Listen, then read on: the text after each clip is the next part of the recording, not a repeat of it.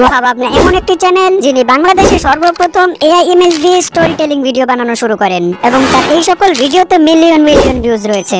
আজকের এই ভিডিওতে আমি আপনাকে তার ভিডিও বানানোর সম্পূর্ণ টিউটোরিয়াল দেখাবো, অর্থাৎ তিনি কিভাবে গল্প ভাবেন, কিভাবে এডিটিং করেন, এই সবকিছু জানতে পারবেন আজকের এই ভিডিওতে। এবং আপনারা এইসব ভিডিও বানিয়ে কিভাবে ভাইরাল করবেন সেটা শুনবো তার মুখ থেকেই।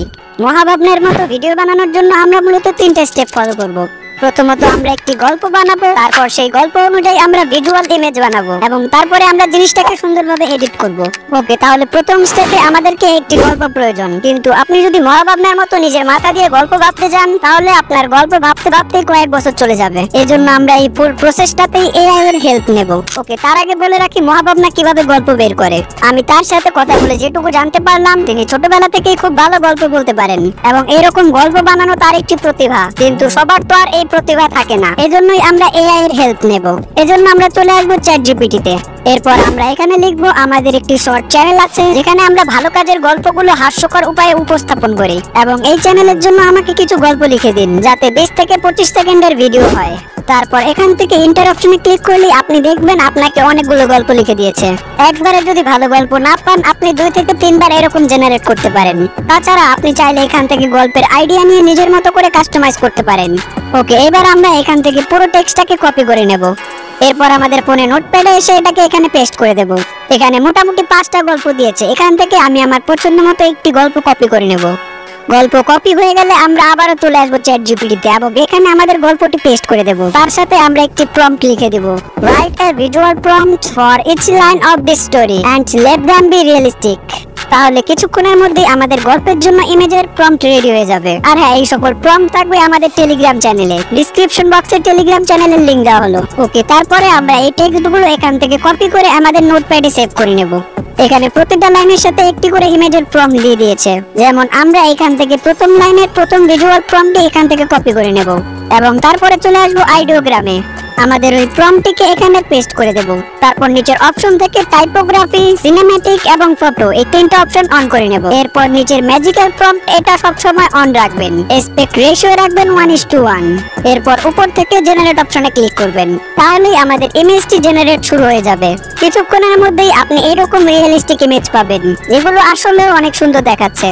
এখান থেকে আমি আমার পছন্দ মতো একটি ইমেজ ডাউনলোড করে নেব। এরকম ভাবে আপনি আপনার গল্প অনুযায়ী ইমেজগুলো জেনারেট করে নেবেন। ওকে, চলুন এবার আসি এডিটিং প্রসেসের দিকে। এরপরই থাকছে এই ভিডিও ভাইরালের কিছু সিক্রেট ফর্মুলা।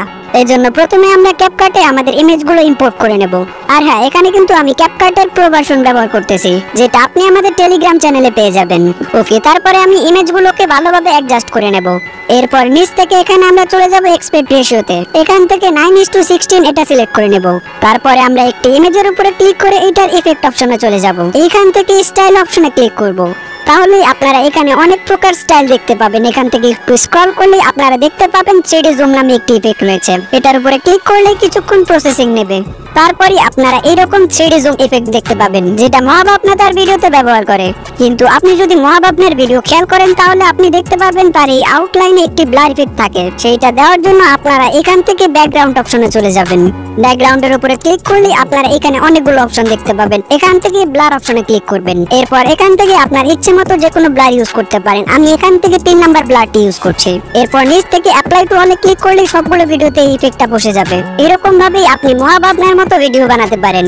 ওকে, চলুন এবার কথা বলা যাক তার ভিডিওতে কেন এত ভিউজ আসে। আমি তার ইউটিউব চ্যানেলটাকে প্রায় অনেক দিন ধরে অ্যানালাইসিস করতেছিলাম যে এখানে তার মতো সেম ভিডিও অন্যান্য ইউটিউবারও বানিয়েছে, কিন্তু তাদের ভিডিওতে এত ভিউজ আসে না। তার চ্যানেল নিয়ে অ্যানালাইসিস করার পর আমি যেটা বুঝলাম সেটা হলো তার স্টোরি টেলিং এবং ভয়েস। আপনি যত চ্যানেলই দেখুন না কেন মহাভাবনার মতো ভয়েস কোনো চ্যানেলেই নেই। যেই জিনিসটা বাকি সব ইউটিউবার থেকে মহাভাবনাকে অনেক পরিমাণে এগিয়ে রেখেছে। তাছাড়া তিনি 1 বছর পর্যন্ত কনসিস্টেন্সি ভিডিও আপলোড দিয়েছেন, যেখানে তার প্রথম ভিডিওগুলোতে অতটা বেশি ভিউজ আসতো না। তার ধৈর্য এবং হার্ড ওয়ার্কের জন্য আস্তে আস্তে ভিউজ আসা শুরু হয়ে গেছে।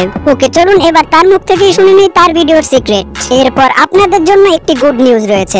ভাই কি আর বলবো, আপনি তো সব বলেই দিলেন। তারপরও সবার উদ্দেশ্যে একটা কথাই থাকবে, আপনারা বিভিন্ন কপি পেস্ট কন্টেন্টের পিছনে না ভেগে নিজের আইডিয়া দিয়ে ভালো কন্টেন্ট বানানোর চেষ্টা করুন। ইনশাল্লাহ আপনারা আমার থেকেও ভালো কন্টেন্ট বানাতে পারবেন। আর মনে রাখবেন, সফলতার কোনো শর্টকাট নাই, আপনাকে কষ্ট করে কোয়ালিটিফুল ভিডিও বানাতে হবে, তাহলেই আপনি সফল হতে পারবেন। আমি যদি মাত্র 20,000 টাকার মোবাইল দিয়ে 1 মিলিয়ন সাবস্ক্রাইবার করতে পারি, তাহলে আপনি কেন পারবেন না? সর্বশেষে আপনাদের জন্য একটাই কথা থাকবে, ধৈর্য নিয়ে কাজ করতে থাকলে ইনশাল্লাহ একদিন সফলতা আসবেই। আর ভাই তো সবকিছু এই ভিডিওতে বলেই দিল, তাহলে সময় নষ্ট না করে কোয়ালিটিফুল কন্টেন্ট বানানো শুরু করুন। আপনাদের সবার জন্য শুভকামনা রইল।